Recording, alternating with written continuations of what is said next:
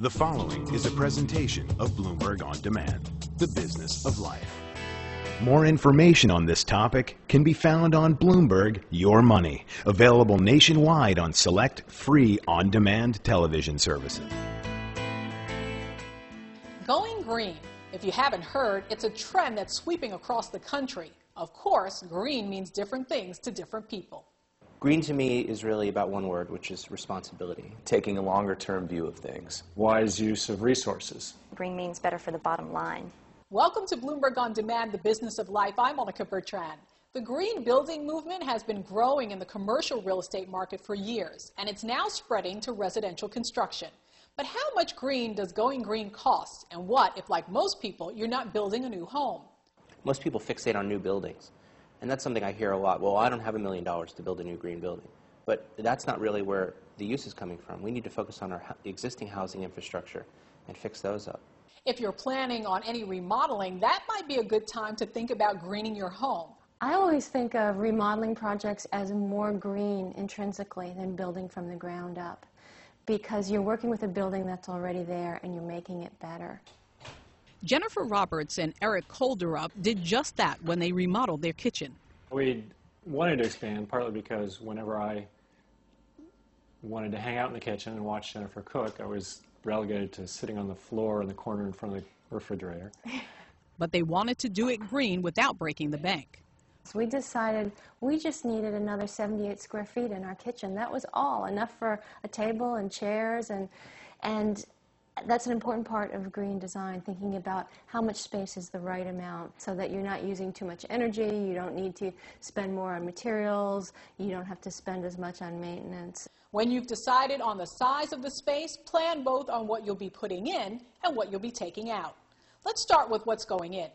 Making the space as energy efficient as possible is a money saver in the long run. When Rona Freed started renovating her fixer-upper, one of the first things she did was install Energy Star rated windows. It's very quiet. The house stays very warm. Windows are very, very important. And they can eliminate the need for artificial lighting for much of the day, saving more energy dollars. Bringing daylight inside was the idea behind one of Jeff King's recent remodeling projects. We put in a very large skylight. We put in a lot larger windows. As you can see, these windows here are floor-to-ceiling windows. They're almost 9 feet tall, 9-foot doors. It brings a tremendous amount of light into the house. Your choice of building materials will also determine how green your remodel is. There are two major considerations here: whether you can use recycled materials and how healthy they are. Often the two go hand in hand. You'd never know it by looking at it, but this carpet is 100% post-consumer waste recycled, which means it's all made from soda pop bottles. Jennifer and Eric used as many reclaimed and recycled materials as possible, like old barrels for butcher block countertops and old street signs for a sunshade. The marketplace for green building materials is expanding. We got a look at what's available now at the West Coast Green Convention in San Francisco. Our goal was to take traditional paint and make it a healthier option. Right now with a lot of traditional paints, there's a lot of added ingredients that don't need to be there. All of our glass is 100% recycled.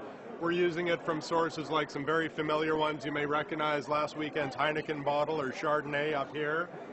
There's so much out there, it's easy to get excited, but beware. Not every product may be as green as the manufacturer claims. When there's a lot of money to be made, unfortunately, one has to expect profiteering. Just because you put a little green frog on an advertisement doesn't mean you've got a sustainable product. So the Green Building Council suggests looking for 3 labels. One is a marketing label. And marketing labels is when a company says their own product is green. Sometimes those are good.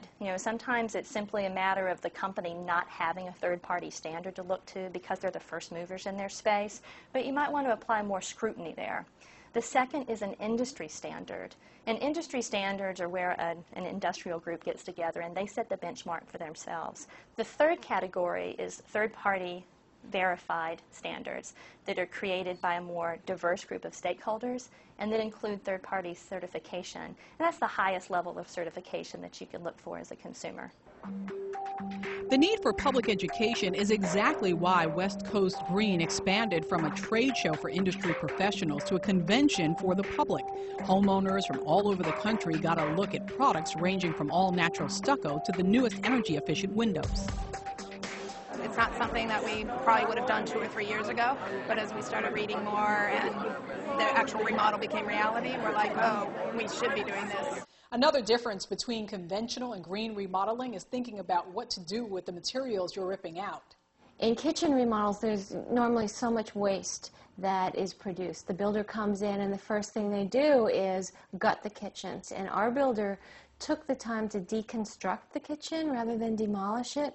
And basically his crew manually took things apart. They took time with the cabinets to take them off intact. And we reused a lot of those cabinets down in our garage. And that extends to thinking about the future use of your space. We used a freestanding commercial sink that could be taken out, reused somewhere else, sold by the future occupants. We used freestanding range, not built in. So, similar to not using cabinets. If somebody wants to come in, they have a different style, they can easily remove these things and reconfigure the kitchen to their tastes. Finally, decide who to hire to do the work.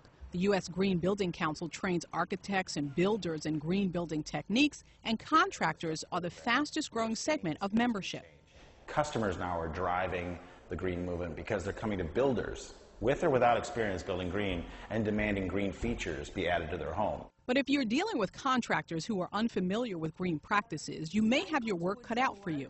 That's what Freed found out when she bought recycled maple wood to redo her floors. Every time I've ever done anything, they always tell me it won't work. So I've been in this really uncomfortable position of having to question them and do my own research, no matter what they say. There's no question with green remodeling, educating yourself is the first step to saving money.